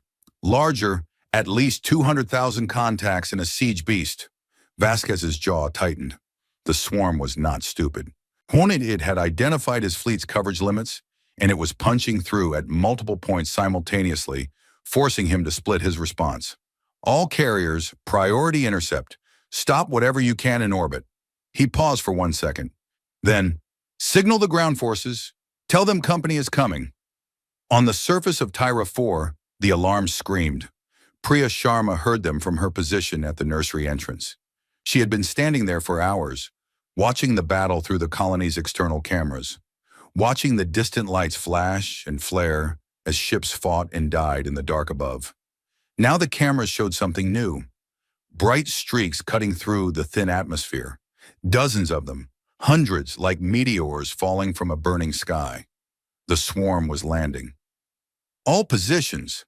This is Lieutenant Commander Sharma, she said into her communication system. Ground contacts inbound. Multiple entry points. All Marines to defensive positions. Engineers, seal the colony. Nobody gets past us. The Marine garrison on Tyra 4 was not large. 600 soldiers, supported by Priya's engineering team and their heavy equipment. They had been dug in for 2 days, fortifying every approach, mining every landing zone, setting up interlocking fields of fire that would turn the ice fields around the colony into a killing ground. It was not enough. They all knew it was not enough. 600 Marines against a force that could number in the hundreds of thousands. The math was just as impossible on the ground as it was in orbit. But humans did not fight by math. They fought by will. Out of the first swarm, drop pods hit the ice 3 kilometers from the colony. They were not elegant. Biological capsules that slammed into the ground and split open like eggs, disgorging swarm soldiers. The ground forms were different from the space forms. They were built for gravity, for close combat. They had 6 legs, armored carapaces, and jaws lined with teeth that could cut through metal. They were fast. They were strong, and they came in waves, pouring out of the drop pods and surging toward the colony like a flood. The mines went off first. The ice fields erupted in a chain of explosions that killed thousands of swarm soldiers in the first seconds. The explosions threw up clouds of ice and debris that briefly obscured the battlefield. And when the clouds settled, the swarm had been thinned but not stopped. The survivors kept coming, was crawling over the bodies of the dead without slowing down. The Marines opened fire. 600 rifles, heavy weapons emplacements, automated turrets, everything they had. The sound was enormous, a continuous roar of gunfire and explosions that shook the colony's walls and rattled the teeth of every human inside. The swarm hit the outer defensive line, and the fighting became close. Sergeant First Class Maria Delgado held a position at the colony's eastern approach with a squad of 12 Marines. She had served for 15 years, had fought in 2 of humanity's 3 prior engagements, and considered herself difficult to surprise. The swarm surprised her. They were faster than she expected. The first one reached her line in seconds, leaping over a barrier with its 6 legs churning, and she shot it in the head at point-blank range. And the second one was right behind it. The third came from the side. Her squad fired continuously, and the bodies piled up in front of their position, and more kept coming. "Fall back to secondary line," Delgado ordered. Her squad moved, disciplined, covering each other, falling back in pairs while maintaining fire. They reached the secondary line and dug in again, and the swarm followed them, relentless. Across the perimeter, the same fight played out at every position. The Marines held, fell back, held again.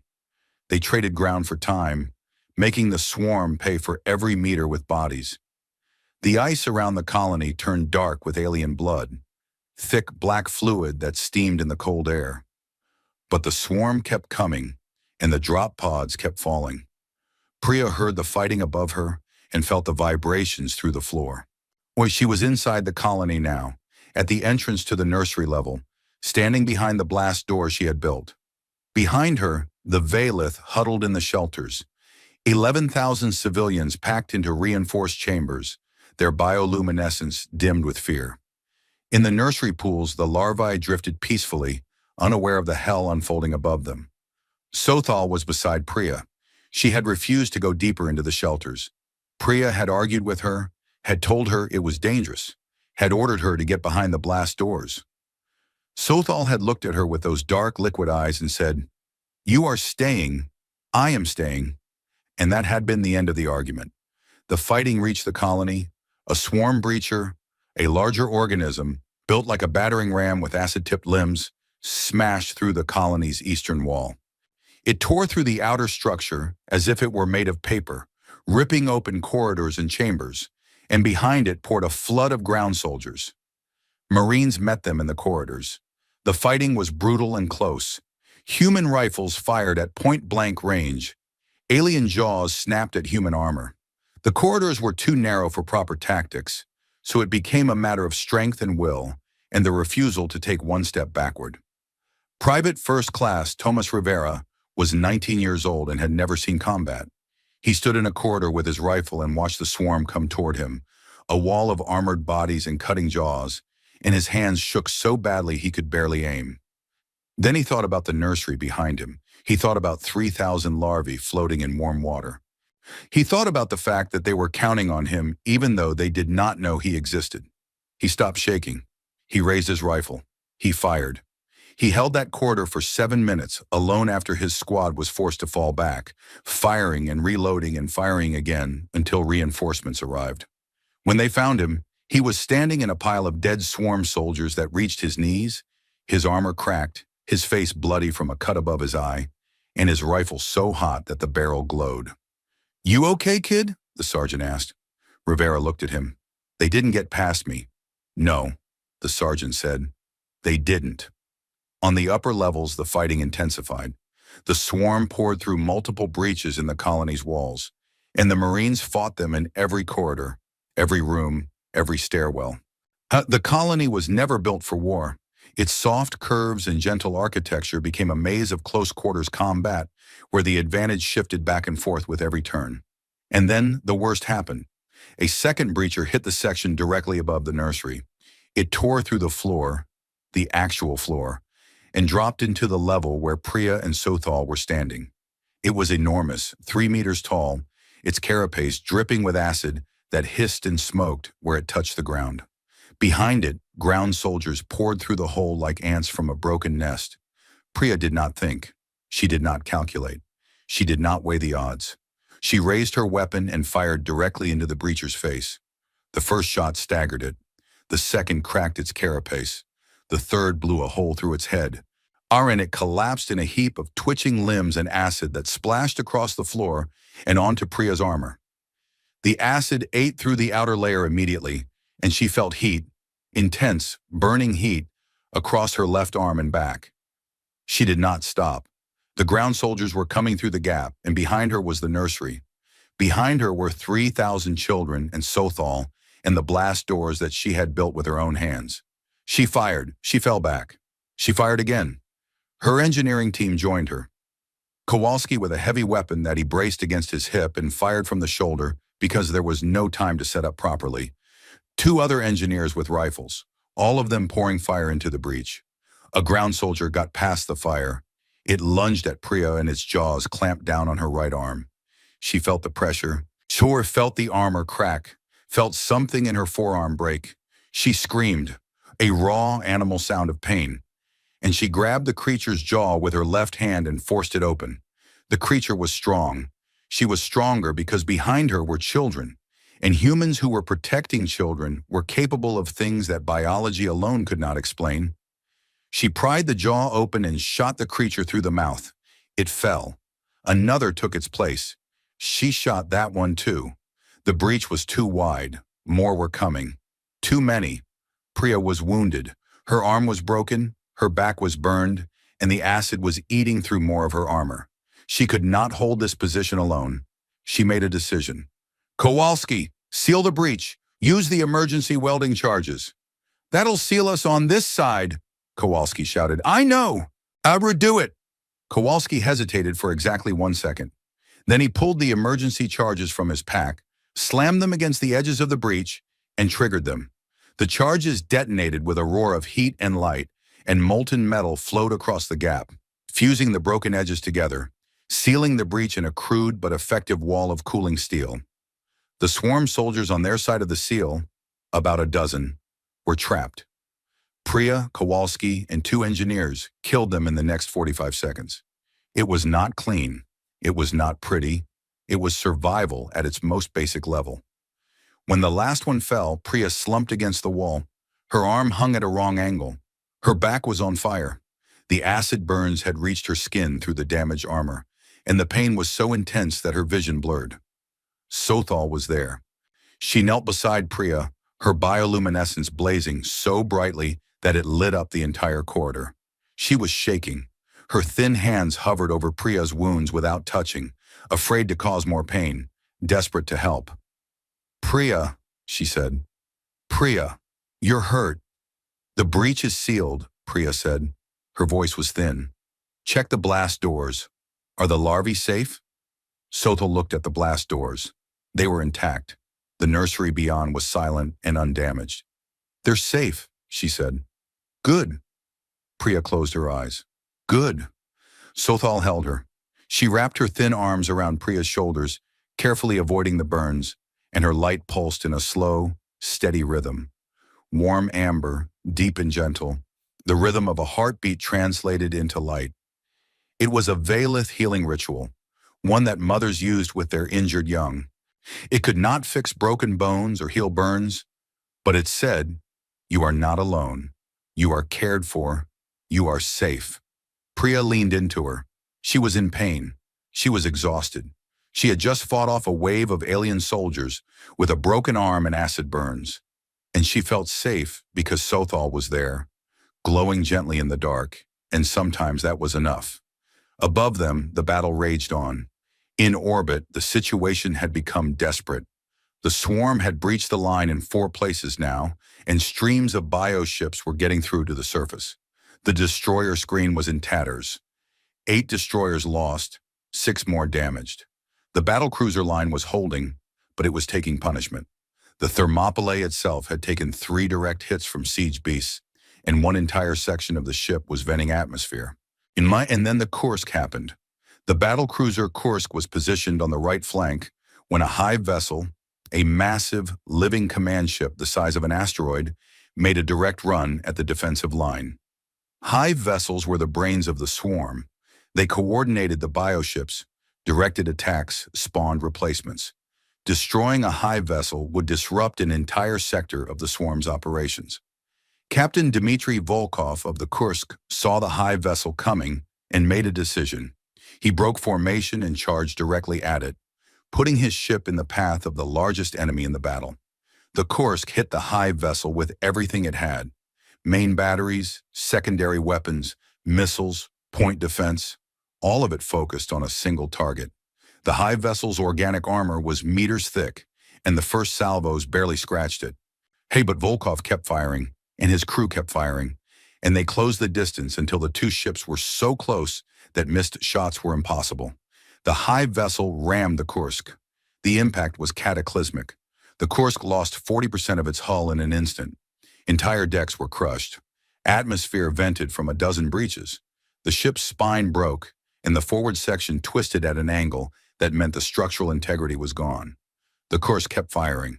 From the wreckage of his bridge, Volkov directed fire through backup systems. His crew, many of them wounded, many of them in compartments that were open to vacuum, continued to operate their weapons. The Kursk poured fire into the hive vessel's exposed interior, targeting the organic structures that served as its brain and nervous system. The hive vessel died. It shuddered. It convulsed and went dark. Its bioship escorts went wild, losing coordination, attacking randomly. An entire sector of the swarm's assault collapsed into chaos. The Kursk drifted in the wreckage, broken but alive. Emergency beacons activated. Rescue shuttles launched from the carrier group. Captain Volkov was pulled from the bridge with a collapsed lung and burns over 30% of his body. He was conscious. His first words to the rescue team were, "Did we get it?" "You got it, sir." "Good." He passed out. On the Concord observation flotilla, the observers had stopped taking notes. They were just watching, many of them standing at their stations because they could not sit still. Several were crying. A Rilshari diplomat who had voted against intervention in the Senate 3 days ago sat alone in a corner and stared at nothing, his silver skin dull with something that looked a lot like shame. Kareth recorded everything. Her report would later be classified as one of the most important military documents in conquered history, but right now she was not thinking about history. She was thinking about the crew of the Kursk, who had rammed a living mountain to protect a moon full of strangers, and she was trying to understand how a species could be capable of that. The battle turned. 18 hours after the first wave, the 7th Fleet arrived. 60 ships dropped out of hyperspace on the swarm's left flank, fresh and armed and moving at attack speed. Rear Admiral James Okafor had spent the entire journey studying the Second Fleet's engagement data, identifying the swarm's coordination patterns, mapping the positions of the remaining hive vessels. He did not waste time with speeches. All ships, target the hive vessels. Kill the brain. Kill the swarm. Execute. The 7th Fleet hit the swarm like a knife in the side. Fresh weapons, full ammunition, undamaged ships. They tore into the swarm's command structure with surgical precision. Hive vessel after hive vessel was targeted and destroyed, and with each one that fell, a section of the swarm lost coordination. The combined human fleet, what was left of the 2nd and all of the 7th, pressed the advantage. Vasquez ordered a general advance, and the battle cruiser line moved forward for the first time in the battle, pushing into the swarm, grinding it down, breaking it apart. The swarm fought back. It fought hard, and more human ships were lost and more humans died. The destroyer Indomitable, to her hull already damaged from hours of fighting, was swarmed by a concentrated mass of bioships that dragged her out of formation. Captain Elena Vasic, the woman who had asked Vasquez what would happen if they could not win, found herself surrounded and cut off. She did not panic. She opened a fleet-wide channel and said, calm and clear, "This is Captain Vasic of the Indomitable. I am going to overload my reactor. I suggest you give me some room." The nearby ships pulled back. Vasic detonated the Indomitable's reactor core. The explosion consumed the ship and every bioship within a 10-kilometer radius. The flash was so bright it was visible from the surface of Tyra 4. Her final transmission, recorded by the fleet's communication systems, was her crew singing, not a war song, a lullaby. An old Earth lullaby that one of the crew members had started and others had picked up, their voices steady and calm as the reactor core built toward detonation. On the Concorde observation flotilla, a Morthani diplomat heard the recording and asked Kareth what it was. Kareth explained. The Morthani was silent for a very long time, and then she said, "They sang to the dark." "Yes," Kareth said. "Why?" Kareth did not have an answer. She would spend the rest of her career looking for one. The swarm broke. It did not happen all at once. It happened in stages. First, the flanks collapsed as hive vessels were destroyed and their bioships lost cohesion. Then the center faltered as the combined human fleet concentrated its fire. And then, for the first time in the 800 cycles of the Harrow swarm's recorded existence, it retreated. The retreat was not a rout. It was calculated, controlled. Whatever intelligence guided the Harrow recognized something it had never encountered before. A prey species that did not weaken as the fight went on, but instead grew more dangerous. A species that lost ships and kept fighting, that lost friends and fought harder, that stood in the path of an extinction-class hazard and said no. The swarm pulled back, regrouped at the edge of the system, and then turned away. It changed course, heading back into the deep dark of the ashfall expanse. The bioships folded their limbs. The hive vessels dimmed. The wall of hunger and teeth that had blotted out the stars receded like a tide going out. The sensors cleared. The stars came back. On the bridge of the battered, broken, but still functioning Thermopylae, Admiral Vasquez sat down heavily in his command chair. The tactical display was clearing, the red stain of the swarm fading from the edges of the screen. Around him, his bridge crew was silent, stunned, exhausted. Torres stood beside him, her face smudged with smoke from a console fire that had broken out during the battle. She was swaying on her feet. "They're gone," she said. "They're actually gone." Vasquez nodded. He did not smile. He did not celebrate. He looked at the casualty reports that were beginning to scroll across his display. Ship names, crew names, numbers that represented people who had been alive this morning and were not alive now. "Get me the names," he said quietly. "Every single one." On the surface of Tyra 4, the guns fell silent. Priya heard it, the absence of sound, the sudden, shocking quiet after hours of constant noise. She was still sitting against the wall where Sothal had held her, and for a moment she thought she had gone deaf. Then she heard the soft sounds of the nursery behind the blast doors, the gentle splash of water, the quiet hum of environmental systems, the faint pulse of larval bioluminescence. 3,000 larvae still floating in their pools, still alive, still glowing. Priya closed her eyes. Something hot ran down her face, and she realized she was crying. Sothal held her tighter. Her light was steady and warm. Tyra 4 still turned. The colony still stood. 11,000 Valeth were alive because 200 human ships had crossed the galaxy and stood in the path of the dark. The battle was over. The cost had been enormous, but the line had held. The SOS wasn't ignored. Deathworlders sent a fleet to the aliens, and the galaxy held its breath. Part 5. The galaxy remembers the silence after the battle was louder than the battle itself. For 3 days, the human fleet held position around Tyra 4. The ships that could still move arranged themselves in a defensive formation, battered and broken and still bristling with weapons. The ships that could not move were towed into stable orbits and anchored there, their crews evacuated to functioning vessels. The wreckage that could not be saved was marked with transponder beacons so it could be found later, because every piece of debris had once been part of a ship with a name and a crew, and humans did not leave their dead in unmarked graves. The hospital ship Florence moved to the center of the formation and opened every bay it had. Shuttle after shuttle carried wounded from the fleet to its massive medical facilities. Human crew members with burns and broken bones and missing limbs, pulled from wrecked compartments and damaged corridors, and in one case from the vacuum of space itself, where a Marine had survived for 11 minutes in a cracked suit by the sheer stubbornness of his biology. But the Florence was not only treating humans. Valeth from the colony had been injured during the ground assault. Ceiling collapses, acid contamination, injuries from the fighting that had spilled into the colony's corridors. The human medical staff had spent the journey to Tyra for studying Valeth biology, and they put that knowledge to work now with a focus that bordered on obsession. Valeth physiology was delicate.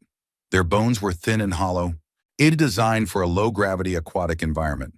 Their skin was sensitive to chemicals that humans considered harmless. Their circulatory system used a copper-based fluid instead of iron-based blood, which meant that standard human medical supplies were useless or dangerous for them. Everything had to be adapted, improvised, invented on the spot. The Florence's chief medical officer, Commander Dr. Ediz Nwosu, had not slept in 4 days. She stood in the medical bay surrounded by holographic displays showing Valeth anatomical charts that her team had compiled from scratch during the journey, and she directed the treatment of 37 injured Valeth with a calm, methodical precision that masked the fact that she was learning as she went.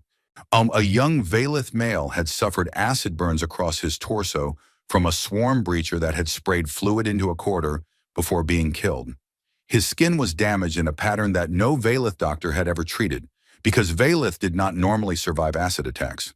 Nwosu studied the damage, consulted with the colony's medical staff through a translator, and developed a treatment using a modified skin graft technique that combined human regenerative medicine with Valeth bioluminescent tissue samples. It worked. The young male's skin began to heal, and after 2 days his bioluminescence returned in the treated areas. Faint at first, then growing stronger, until the new skin glowed as brightly as the old. When his family came to see him, they stood in the doorway of the medical bay and stared at the human doctors and nurses who were caring for their son. They did not speak. They simply glowed. That deep, warm amber that was becoming the defining color of Tyre 4 in the days after the battle. Nwosu, who did not understand Valeth bioluminescence and had no idea what amber meant, smiled at them and said, "He's going to be fine." The mother's glow intensified so much that it lit up the entire corridor. On the surface of Tyra 4, the colony was being repaired. The human engineers who had built the shelters now turned their skills to rebuilding what the swarm had broken. The eastern wall, torn open by the breacher, was sealed and reinforced. The corridors where Marines had fought and died were cleaned, repaired, and restored. The upper levels where the ceiling had collapsed were shored up with temporary supports that the engineers promised would be replaced with permanent structures as soon as materials arrived. The Valeth watched the humans work, and they watched them with a kind of quiet wonder that went beyond gratitude. These enormous, heavy creatures, these Deathworlders, these beings from a planet that should have killed everything on it, moved through the colony with a care that seemed impossible for their size. They ducked through doorways designed for smaller bodies. They spoke in soft voices when they were near the nursery levels. They learned to move slowly around Valeth children, who were fascinated by them and followed them everywhere, reaching up with tiny glowing hands to touch their armor and their tools. Sergeant Kowalski, who was built like a piece of industrial equipment and had a face that would frighten most species in the galaxy, sat on the floor of a corridor one afternoon and let 6 Valeth children climb on him. They explored his armor with their tiny fingers, poked at his tools, pulled at his beard, and glowed in every color of the rainbow. Kowalski sat perfectly still, his huge hands flat on the ground, and let them do whatever they wanted. A Valeth mother watched from a doorway, her light shifting between anxiety and something softer. "They are not afraid of him?" the colony's doctor asked, standing beside her. "They should be," the mother said. "He is a predator. Everything about him is a predator, but they are not afraid." She paused. "I think they know. I think children always know." "Know what?" The mother's light steadied into amber. "Who is safe?" In the nursery, Priya Sharma lay in a medical cot that the human doctors had set up beside the larval pools. Her right arm was in a regenerative cast, the bone mending through accelerated healing technology that itched constantly. Her back was bandaged where the acid burns had eaten through her armor and into her skin. She was in pain, but the medication kept it manageable, and she refused to be moved to the Florence because she had promised Sothal she would come back. Sothal was with her constantly. She had appointed herself Priya's caretaker, and she performed this role with a fierce dedication that surprised the other Valeth, who knew Sothal as a quiet and reserved researcher. She brought Priya food, human rations supplemented with Valeth preparations that were surprisingly good, a light and clean with a flavor like the ocean. She adjusted the humidity in Priya's section of the nursery so it was comfortable for human lungs.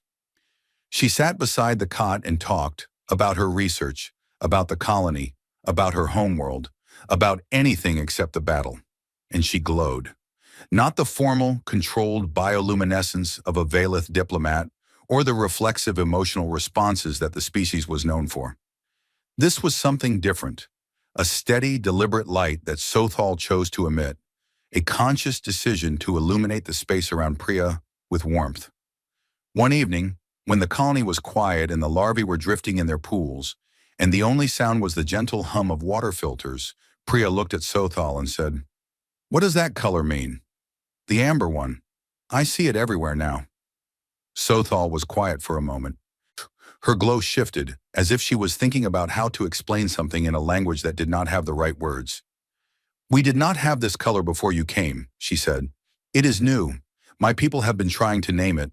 Colony Master Ioleth has proposed a word, and I think it will be accepted. The word is Vashran." "Vashran," Priya repeated. The word was soft in her mouth, like a whisper. "It means the light of those who came. It is the feeling of being saved by someone who had no reason to save you. The feeling of kindness that is so unexpected and so complete that your body does not know how to express it with any existing color, so it creates a new one." Priya stared at her. "You made a new emotion because of us?" "We made a new word for an emotion that already existed, but we had never felt. We had never needed it. And nobody had ever come for us before." Priya's eyes were wet. She blinked and looked away, toward the larval pools where 3,000 small lives glowed in the warm water, alive because of what had happened in orbit and in the corridors above. "Well," she said, her voice rough, "now you have it. Now we have it." Sothal reached out and took Priya's uninjured hand.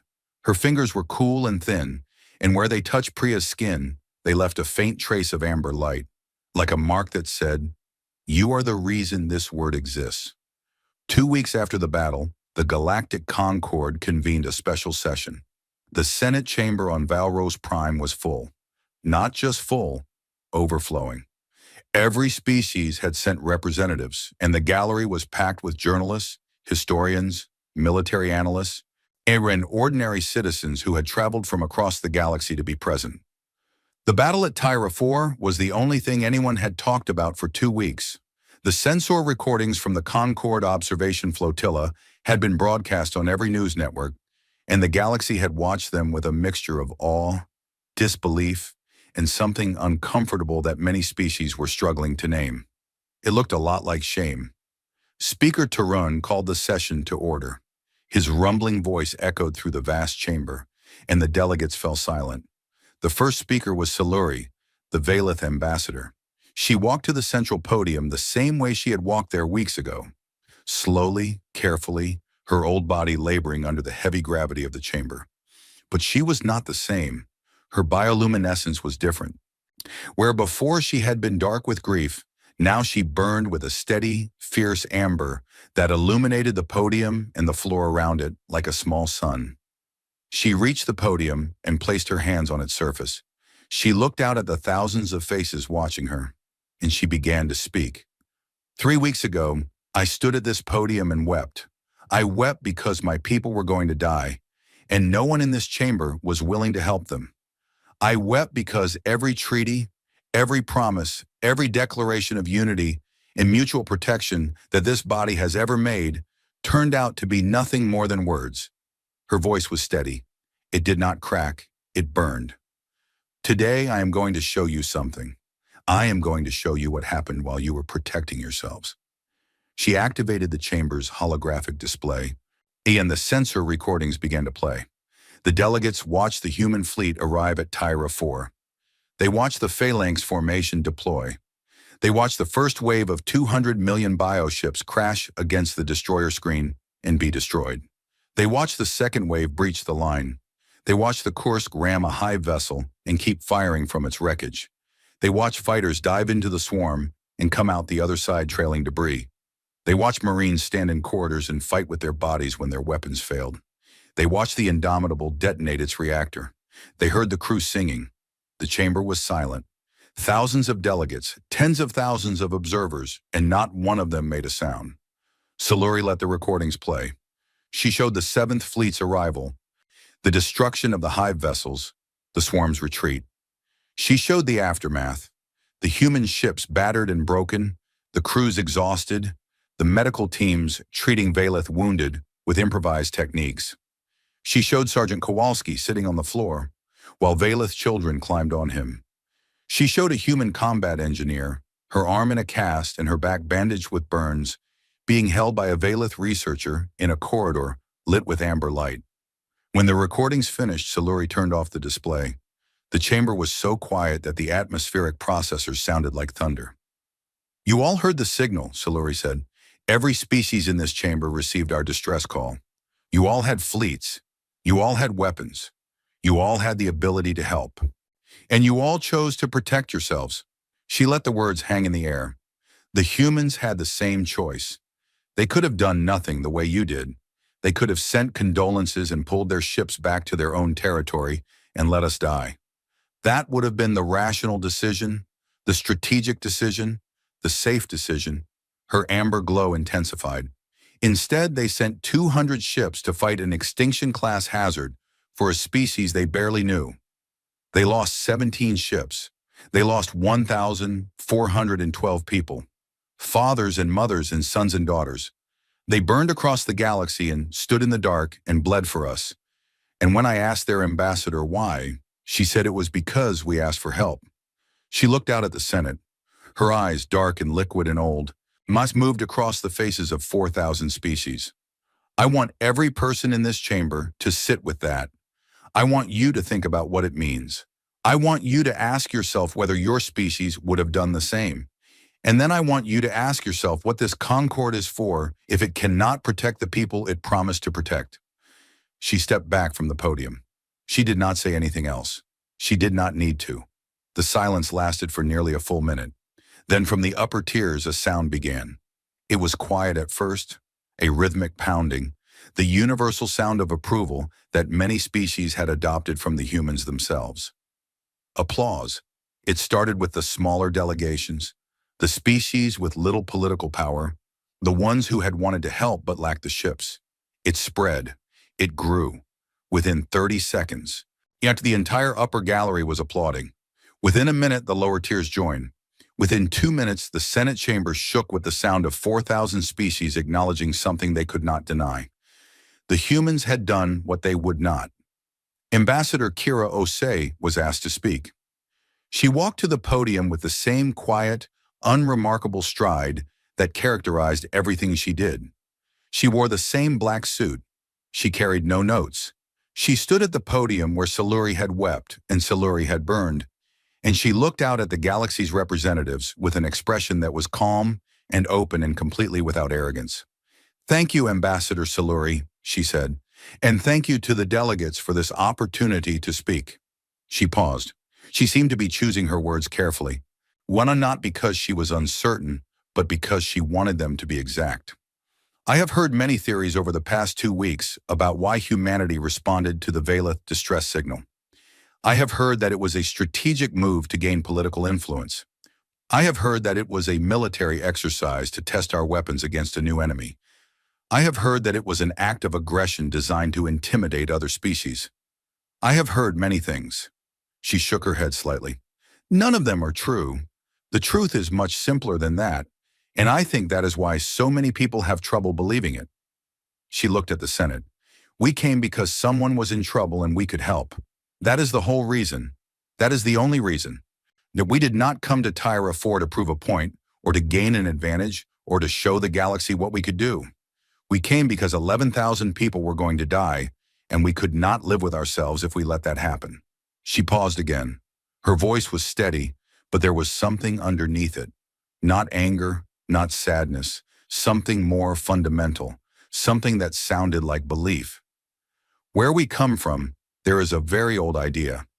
It is so old that we do not know who first said it. The idea is simple. When someone needs help, you help. You do not ask what they can give you. You do not calculate the cost. You do not weigh the strategic implications. You help, because that is what you do. That is what it means to be the kind of people we want to be." She let the words settle. "I am not here to criticize this body. I am not here to shame anyone. Every species has the right to protect itself, and fear is not a crime. But I will say this. The next time someone sends a signal, I hope more of us answer it. Because the galaxy is very large and very dark, and the only thing that makes it bearable is the knowledge that when the dark comes, you are not alone." She stepped back. "If anyone else sends a signal, we will answer that one too." She walked back to her seat. The chamber erupted again. Applause, this time mixed with voices, delegates calling out statements of support, proposals, questions. The political earthquake that had been building since the battle finally broke. In the weeks that followed, the galaxy changed. 7 species formally requested military alliances with humanity. 12 more proposed joint defense initiatives. Where the Conquered established a new rapid response protocol modeled directly on the human fleet's mobilization procedures, designed to ensure that no distress signal would go unanswered again. The phrase "who answered the signal" became a galactic idiom. It was used in political debates, in diplomatic negotiations, in conversations between ordinary people on thousands of worlds. It meant what it sounded like. When things were hard, when the stakes were high, when the cost was real, who showed up? It became a measure of character, of integrity, of the difference between promises and actions. The real Shari delegate who had argued against intervention quietly resigned from the Senate. The Torvan Dominion donated a fleet of transport ships to the Valeth for evacuating their young in future emergencies. The Morthani, whose representative had given a beautiful speech that offered nothing, established a foundation to fund the construction of defensive infrastructure for vulnerable colonies. They named it the Vasic Foundation, after the captain of the Indomitable. On Tyra 4, the colony was rebuilt. It was stronger now, not just because of the human-built fortifications, but because of what the Valeth who lived there had experienced. They were still a gentle species. They still glowed with soft light and moved through their curved corridors with the grace of creatures born in water. But there was something different about them now. A steadiness, a confidence, the knowledge that they had been in the dark and someone had come for them. The UNSC established a memorial in orbit above Tyra 4. It was a simple thing, a black obelisk, polished smooth, with names carved into its surface. 1,412 names. Every human who had died in the Battle of Tyra 4. The obelisk was placed in a stable orbit that would last for thousands of years, turning slowly in the darkness above the moon it had helped to save. The Valith added their own memorial. At the base of the obelisk, anchored to its surface with molecular bonding, they planted a garden of bioluminescent coral from their homeworld. The coral grew slowly, spreading across the obelisk's surface in patterns of blue and gold and amber, pulsing with gentle light that was visible from the surface of the moon below. Passing ships could see it from light seconds away. A black stone wrapped in living light, turning in the dark. The names of the dead, embraced by the gratitude of the living.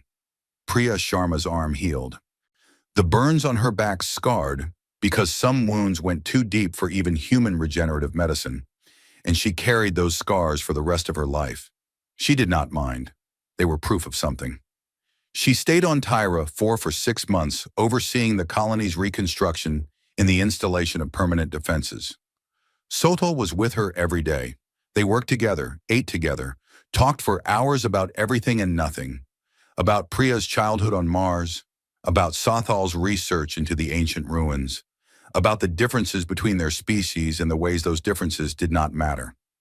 When Priya finally received orders to return to Earth, Sothal walked with her to the landing pad. The shuttle was waiting, its engines humming in the cold air. Priya turned to face her. So Sothal's light was cycling through colors that Priya had learned to read over 6 months. Blues of fondness, golds of warmth, and that deep, steady amber of Vashran that never quite went away. "I'll come back," Priya said. "I know you will. Your people really adopted me, didn't they? The Colony Council actually sent me a formal notification." Sothal's light flickered with amusement. A quick sparkle of silver that was the Valith equivalent of a laugh. "I told you, it was not optional." Priya smiled. She reached out and took Sothal's hand, and the two of them stood there for a moment, a human and a Valith, on a small moon at the edge of nowhere, connected by something that had no name in either of their languages but was real and strong and good. "Thank you," Sothal said, "for everything." "Thank you," Priya said, sitting for the light. She squeezed Sothal's hand once, then turned and walked to the shuttle. She did not look back because she knew she would see Sothal standing there, glowing amber, and she knew that if she looked back, she might not leave. The shuttle lifted off. Tyra 4 fell away beneath it, the colony shrinking to a cluster of lights on a dark surface. Above, the memorial obelisk turned in its orbit, its coral garden pulsing with gentle fire. Priya watched it from the shuttle's window until it disappeared into the stars. 1 year later, Sothal stood before a class of young Valith on the colony's education level. They were old enough to have been larvae during the battle, now growing into their adolescent forms, long-limbed and curious and full of questions. They sat in a semicircle around her, their bioluminescence a riot of colors that shifted with every thought and feeling. One of them, a girl with unusually bright markings, raised her hand. "Researcher Sothal, what are humans like?" The class went quiet.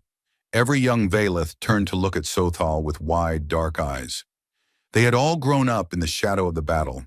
They had all been told the story, but they wanted to hear it from someone who knew. Sothal looked at them. She thought about Priya. She thought about Kowalski sitting on the floor while children climbed on him. She thought about the crew of the Indomitable singing as their ship died.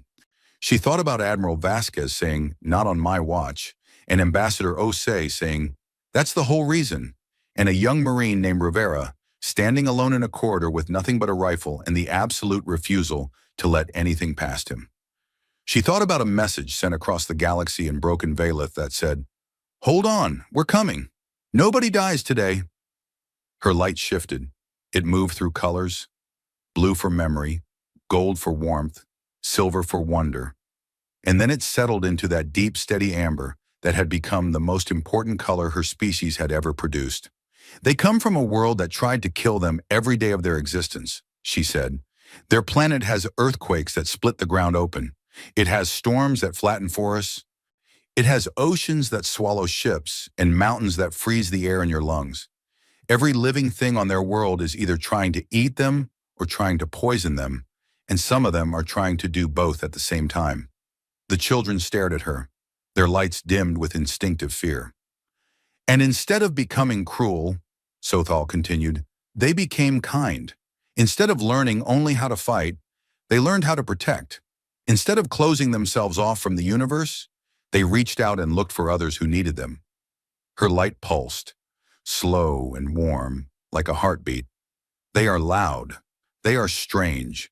They take up too much space in our corridors, and they eat things that would make you sick, and they express emotions by leaking water from their eyes, which is alarming the first time you see it. They break everything they touch because their hands are too strong for our world. She paused. The children were leaning forward, their lights cycling with fascination. But when the dark came for us, when something older and hungrier and more terrible than anything we had ever known came to eat our world and everyone on it, they crossed the galaxy. They came with 200 ships. They stood between us and the swarm, and they said no. She let the word hang in the air. They lost ships. They lost people. They bled and burned and died for us, and they had never even met us. They had no reason to come except that we asked for help. And when it was over, when the swarm was gone, and the dark had retreated, they stayed. They healed our wounded. They rebuilt our home. They sat on our floors and let our children climb on them. And they were so gentle with us that you would never believe they were the most dangerous species in the galaxy. She looked at the girl who had asked the question. Her light was the steadiest amber the class had ever seen. That is what humans are like. The classroom was silent. 20 young Valeth sat in a semicircle, their bioluminescence cycling through colors they did not fully understand yet, feelings they were too young to name. But among the shifting blues and golds and silvers, amber was appearing. One by one, the children began to glow with a color their grandparents had never known, a color that had been born in the darkest moment of their colony's history and had become the brightest light in their vocabulary. Vashrin, the light of those who came. Outside the classroom, beyond the colony walls, beyond the thin atmosphere of Tyra 4, the memorial obelisk turned in its orbit. 1,412 names, carved in black stone, wrapped in living coral that glowed with the light of a grateful species. And beyond the obelisk, beyond the system, beyond the vast and empty distances of the ashful expanse, the galaxy turned. Billions of stars, trillions of worlds, countless species going about their lives, making their choices, deciding every day who they were and who they wanted to be. The signal had been sent, the signal had been answered, and the galaxy would remember.